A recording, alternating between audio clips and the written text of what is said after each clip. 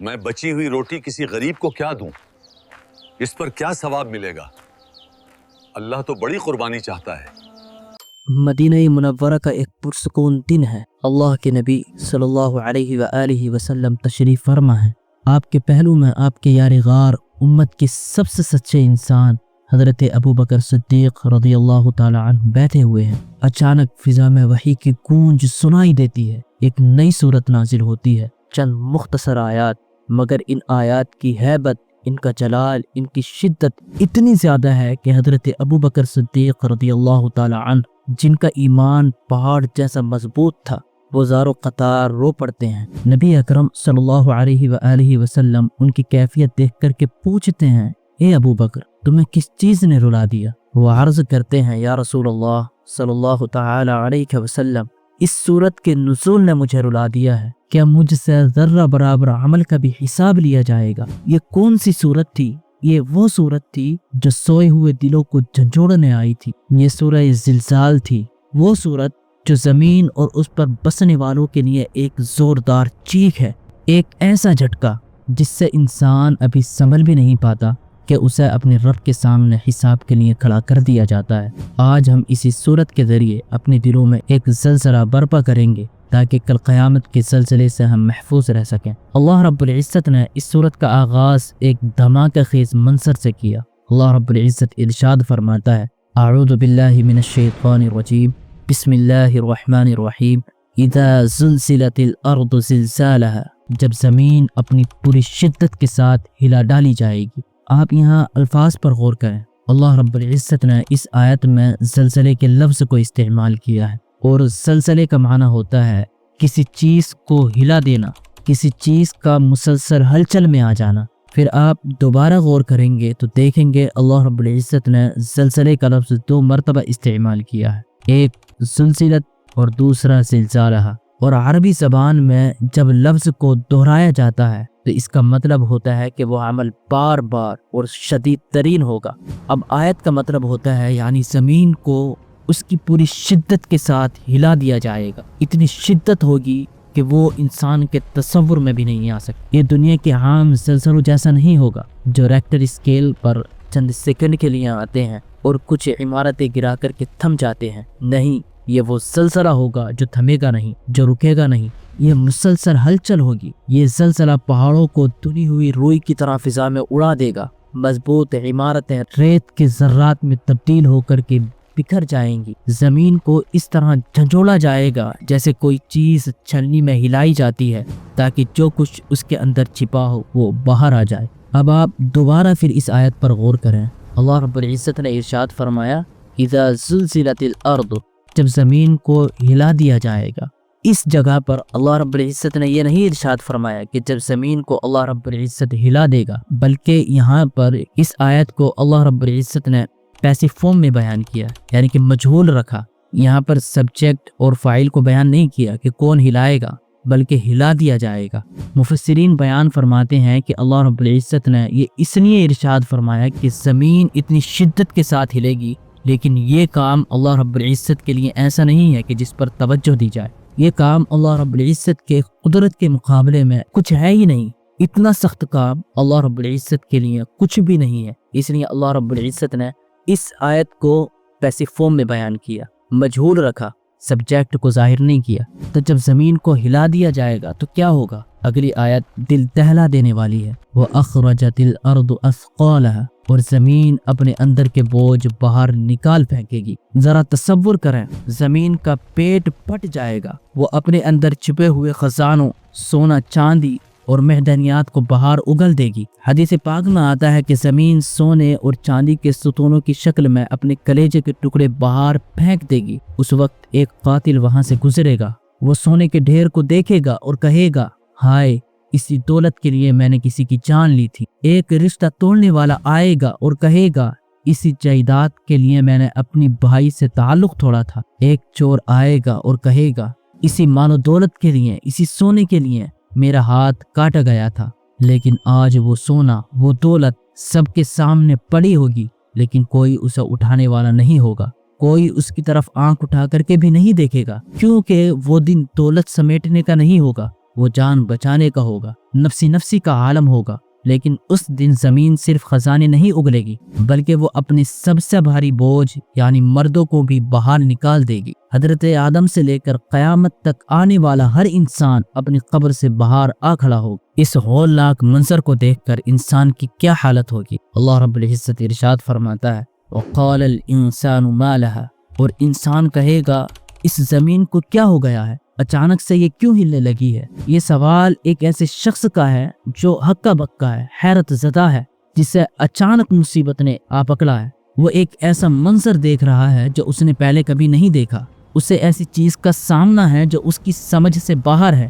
انسان نے دنیا میں زلزلے اور آتش فشاں دیکھے ہیں، لیکن قیامت کے زلزلے کے سامنے دنیا کے زلزلے کچھ بھی نہیں۔ یہ ایک بالکل نئی چیز ہوگی۔ انسان زمین کی پشت پر ڈگمگا رہا ہوگا، لڑکھڑا رہا ہوگا اور کوشش کر رہا ہوگا کہ کسی چیز کو پکڑ لے جو اسے سہارا دے سکے، لیکن ہر چیز تو ہل رہی ہوگی۔ اس وقت کسی چیز کا پکڑنا کام نہیں آئے گا۔ اس وقت بزدل ہو یا بہادر، سب کی زبان پر ایک ہی چیخ ہوگی، اسے کیا ہوا؟ کون سی چیز اسے اس طرح جھنجھوڑ رہی ہے؟ یہ وہ وقت ہوگا اور لوگوں پر ایسا خوف طاری ہوگا کہ جس کی وجہ سے حاملہ عورتوں کا حمل گر جائے گا، دودھ پلانے والی مائیں اپنے بچے کو بھول جائیں گی، لوگ ایسے لگیں گے جیسے نشے میں ہے، حالانکہ وہ نشے میں نہیں ہوں گے، بلکہ اللہ کا عذاب ہی اتنا سخت ہوگا۔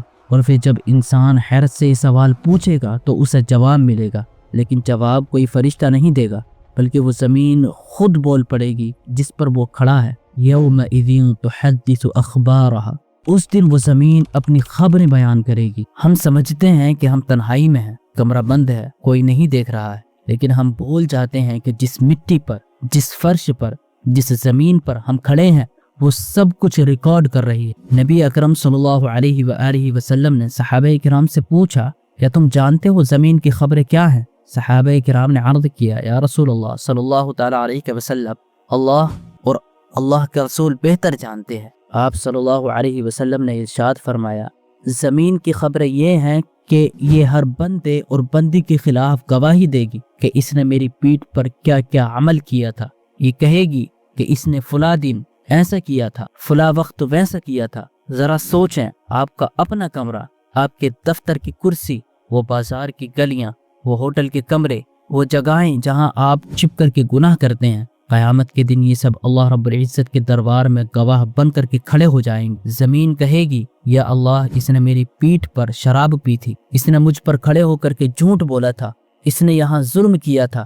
اور یہی زمین نیک لوگوں کے حق میں بھی گواہی دے گی۔ یہ کہے گی یا اللہ یہ بندہ مجھ پر سجدہ کرتا تھا، یہ مجھ پر بیٹھ کر کے قرآن پڑھتا تھا، اس نے اس جگہ لوگوں کی خدمت کی تھی۔ یہی وجہ ہے کہ اللہ والے اس بات کا دھیان رکھتے تھے کہ وہ جہاں بھی جائیں وہاں کوئی نیکی ضرور کر لیں، 2 رکعت نماز پڑھ لیں یا اللہ رب العزت کا ذکر کر لیں، تاکہ کل قیامت کے دن وہ زمین کا ٹکڑا ان کے حق میں گواہی دے دے۔ یاد رکھیے اس دن ہم لوگوں کو گواہوں کی بہت ضرورت ہوگی۔ زمین یہ سب کچھ کیوں کرے گی؟ کیونکہ بِأَنَّ رَبَّكَ أَوْحَىٰ لَهَا، اس لیے کہ آپ کے رب نے اسے حکم دیا ہوگا۔ زمین مجبور ہے، وہ اللہ رب العزت کی فرما بردار ہے۔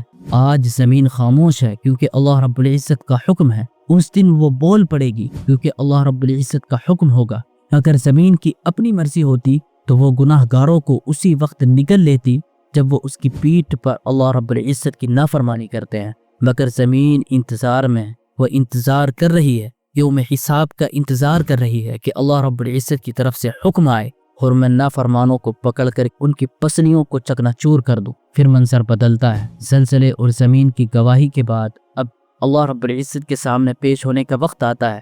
اللہ رب العزت ارشاد فرماتا ہے یومئذ یصدر الناس اشتاتا لیروا اعمالهم، اس دن لوگ الگ الگ گروہوں کی شکل میں پلٹیں گے تاکہ انہیں ان کے اعمال دکھائے جائیں، قبریں پھٹ جائیں گی، کوئی خوشخبری پا کر جنت کی طرف جا رہا ہوگا، اس کا چہرہ روشن ہوگا، وہ ہنس رہا ہوگا اور اپنے گھر والوں کی طرف خوشی سے لوٹے گا، اور کوئی کالے منہ کے ساتھ ذلت اور رسوائی میں ڈوبا ہوا جہنم کی طرف ہانکا جا رہا ہوگا۔ یہ ایک عجیب افراتفری کا عالم ہوگا، جیسے کسی بڑے شہر میں کوئی ایمرجنسی نافذ ہو جائے اور لوگ پاگلوں کی طرح، دیوانوں کی طرح بھاگ رہے ہوں، لیکن قیامت کے دن یہ بھاگ دوڑ صرف نتیجہ جاننے کے لیے ہوگی۔ اور مقصد کیا ہے؟ لیروا اعمالهم، تاکہ انہیں ان کے اعمال دکھائے جائیں، ان کے کرتوت ان کے سامنے لائے جائیں، انسان کو صرف جزا یا سزا نہیں ملے گی، بلکہ پہلے اسے اس کا کیا دھرا دکھایا جائے گا، اور یہ دیکھنا خود ایک بہت بڑی سزا ہوگی۔ انسان کے کچھ گناہ ایسے ہوتے ہیں جنہیں وہ خود بھی یاد نہیں رکھنا چاہتا، جن سے اسے گھن آتی ہے، لیکن اس دن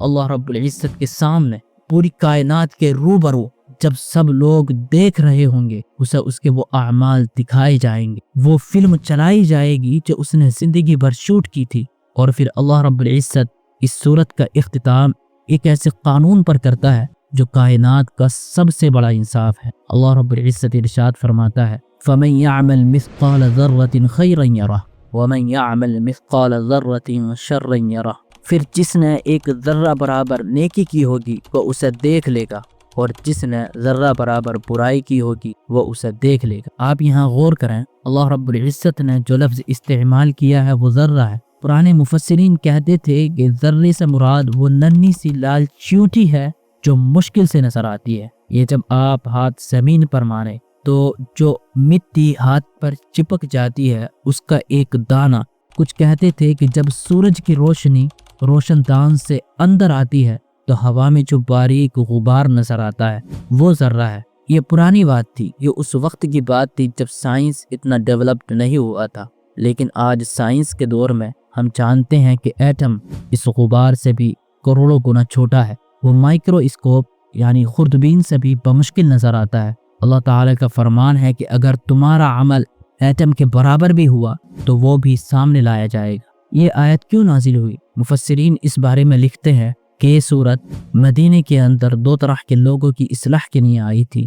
ایک وہ شخص تھا جو چھوٹی نیکی کو معمولی سمجھتا تھا، میں کھجور کا ٹکڑا یا بچی ہوئی روٹی کسی غریب کو کیا دوں، اس پر کیا ثواب ملے گا، اللہ تو بڑی قربانی چاہتا ہے۔ دوسرا وہ شخص تھا جو چھوٹے گناہوں کو ہلکا سمجھتا تھا، وہ کہتا تھا چھوٹا سا جھوٹ، ہلکی سی بد نگاہی یا مذاق اڑانے پر اللہ عذاب نہیں دے گا، جہنم تو بڑے گناہوں کے لیے ہے۔ اللہ نے یہ صورت اتار کر کے بتا دیا، غلط فہمی میں نہ رہنا، نہ کوئی نیکی چھوٹی ہے نہ کوئی گناہ چھوٹا ہے، سمندر بوند بوند سے بڑھتا ہے اور پہاڑ چھوٹے چھوٹے ذروں سے مل کر کے بنتا ہے۔ اگر تم چھوٹے گناہوں کو معمولی سمجھ کر کرتے رہو گے تو وہ اکٹھے ہو کر پہاڑ بن جائیں گے اور تمہیں ہلاک کر دیں گے۔ تاریخ گواہ ہے کہ یہ ذرہ کتنا بھاری ہو سکتا ہے۔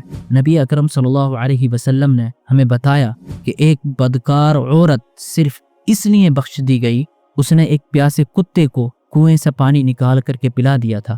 بظاہر یہ عمل کتنا چھوٹا تھا، ایک بدکار عورت اس کی بدکاریوں کے مقابلے میں صرف ایک پیاسے کتے کو کنویں سے پانی پلا دینا یقیناً بہت چھوٹا عمل ہے، لیکن اللہ رب العزت کی رحمت کو یہ ادا پسند آ گئی اور وہ ذرہ برابر نیکی اس کی نجات کا ذریعہ بن گئی۔ دوسری طرف آپ دیکھیں، حدیث پاک میں ہے کہ ایک عورت صرف اس لیے جہنم میں گئی کہ اس نے ایک بلی کو باندھ رکھا تھا، نہ اس نے اس کو کھانا دیا نہ اس کو کھلا چھوڑا تاکہ وہ جا کر کے خود کھا لے، اور وہ بلی بھوک سے مر گئی۔ بظاہر یہ ایک جانور کا معاملہ تھا، لیکن یہ ذرہ برابر ظلم اسے لے ڈوبا اور اس کے مقدر میں جہنم لکھ دی گئی۔ نبی اکرم صلی اللہ علیہ وآلہ وسلم نے ارشاد فرمایا، گناہوں کا حقیق سمجھنے سے بچو، یہ جمع ہو کر انسان کو ہلاک کر دیتے ہیں۔ چھوٹا گناہ بار بار کیا جائے تو وہ کبیرہ بن جاتا ہے، جیسے لکڑی کے چھوٹے چھوٹے ٹکڑے جمع ہو کر ایک بہت بڑی آگ بھڑکا دیتے ہیں، اسی طرح یہ چھوٹے چھوٹے گناہ بڑے بن کر تمہارے لیے جہنم کی آگ کو بھڑکا دیں گے۔ سورہ زلزال صرف ماضی کا قصہ یا مستقبل کی خبر نہیں ہے، یہ آج اور ابھی ہمارے لیے ایک لائف گائیڈ ہے۔ آج کی اس ماڈرن لائف میں ہم اس صورت پر کیسے عمل کر سکتے ہیں، آئیے دیکھتے ہیں۔ آج ہم اپنی انگلیوں سے موبائل پر جو ٹائپ کرتے ہیں وہ بھی ایک عمل ہے۔ کسی کی پوسٹ پر ایک چھوٹا سا کمنٹ، کسی کا مذاق اڑانا، کوئی جھوٹی خبر شائع کر دینا، ہمیں لگتا ہے کہ یہ بس ایک کلک ہے، لیکن یاد رکھیں وہ ذرہ برابر شر ہے یا ذرہ برابر نیکی ہے۔ قیامت کے دن یہ اسکرین شاٹس کی صورت میں نہیں بلکہ اعمال کی شکل میں ظاہر ہوں گے، تمہارے سامنے لائے جائیں گے۔ لہٰذا کچھ بھی لکھنے سے پہلے ہم سوچیں کہ کیا میں اسے قیامت کے دن دیکھنا چاہوں گا۔ گھر میں کسی کو پانی پلا دینا، راستے سے پتھر ہٹا دینا، کسی دکھی دوست سے مسکرا کر کے بات کر لینا یا کسی کی اچھی پوسٹ شیئر کر کے نیکی پھیلا دینا، ان کاموں کو چھوٹا نہ سمجھیں۔ ہو سکتا ہے کہ کل قیامت کے دن جب بڑے بڑے اعمال دکھاوے کی وجہ سے اڑ جائیں تو یہی چھوٹی سی مخلصانہ نیکی آپ کی نجات کا ذریعہ بن جائے۔ حضرت عائشہ صدیقہ رضی اللہ تعالی عنہا سے روایت ہے کہ وہ ایک انگور کا دانہ بھی صدقہ کرتی تھیں۔ وہ کہتی تھیں کہ اس میں کتنے ہی ذرے موجود ہیں، اور اللہ رب العزت کے یہاں تو ذرے ذرے کا حساب ہونا ہے، تو ایک انگور میں کتنے ذرے موجود ہیں اور اس کا کتنا ثواب ملے گا۔ آج کل ہم چھوٹا سا جھوٹ، دفتر سے چھوٹی سی چیز اٹھا لینا یا کسی کی غیبت کر کے کہہ دینا میں تو مذاق کر رہا تھا، ان تمام چیزوں کو ہم اپنا معمول بنا چکے ہیں۔ یہ وہ ذرے ہیں جو جمع ہو رہے ہیں، اس لیے ہم پر ضروری ہے کہ ہم اپنی تنہائیوں اور محفلوں کو محفوظ کر لیں، ان میں محتاط ہو جائیں۔ جس زمین پر، جس کمرے میں، جس دفتر میں بیٹھ کر ہم اللہ رب العزت کی نافرمانی کرتے ہیں وہ گواہ بن رہی ہیں۔ کوشش کریں کہ زمین کے ہر حصے پر کچھ نہ کچھ نیکی چھوڑ جائیں، جہاں بیٹھیں وہاں اللہ رب العزت کا ذکر کریں، تاکہ کل قیامت کو وہ زمین کا ٹکڑا آپ کے حق میں گواہی دے کہ اللہ اس نے مجھ پر تیرا نام لیا تھا، تیرا ذکر کیا تھا۔ حضرت عبداللہ بن مسعود بیان فرماتے ہیں کہ یہ آیت فَمَنْ يَعْمَلْ مِثْقَالَ ذَرَّةٍ خَيْرًا يَرَهُ قرآن کی سب سے جامع آیت ہے۔ تو آئیے آج سے ہم اپنا حساب خود کرنا شروع کر دیں، اس سے پہلے کہ وہ زلزلہ آئے اور زمین سب کچھ اگل دے، ہم اپنے دل کی زمین کو توبہ سے پاک کر لیں۔ اگر آپ کو یہ ویڈیو پسند آئی ہو تو حضور اکرم صلی اللہ علیہ وآلہ وسلم پر درود بھیجنا نہ بھولیں، اور ہماری اس ویڈیو کو صدقہ جاریہ سمجھ کر کے دوسرے کے ساتھ شیئر کریں، تاکہ آپ لوگ بھی اس نیک کام میں شامل ہو سکیں اور اجر و ثواب کے مستحق ٹھہریں۔ اور ہاں، ہمارے چینل کو سبسکرائب کرنا نہ بھولیں۔ السلام علیکم ورحمۃ اللہ وبرکاتہ۔